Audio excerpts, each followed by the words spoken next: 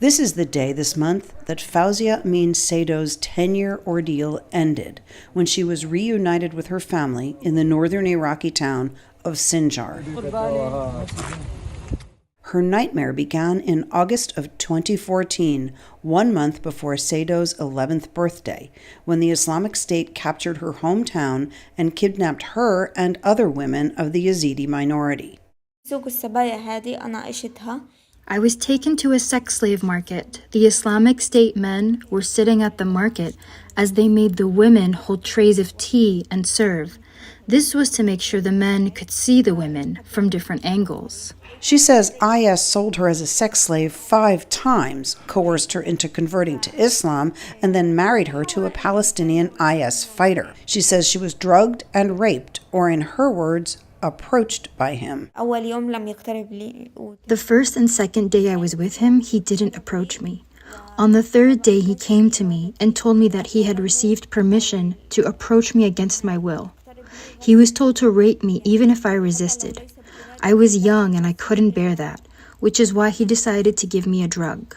I took the drug, which numbed me, and then he raped me. This was just the beginning of 10 years of trauma for the young Yazidi woman, who is now 21. She bore 2 children by the IS fighter. Conflicting reports say he was either killed or captured in Syria. Around 2020, IS smuggled her out of Syria to Turkey.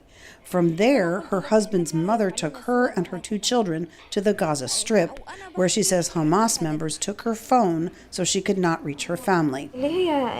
This is from the time when I tried to commit suicide. Saydo says that while she was in Gaza, the IS fighter's family became abusive, and she missed her own family deeply. She says it was too painful to bear. I started taking pills, like 50 at a time, but it didn't kill me. I tried to end my life 21 times.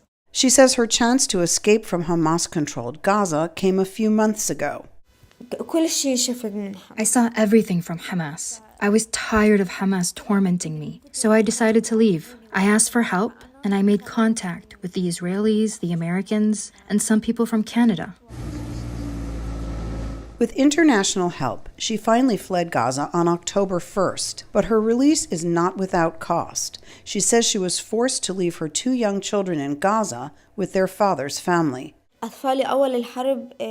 took the children to their grandmother at the beginning of the war in Gaza because I was getting displaced from one place to another and couldn't care for them like that.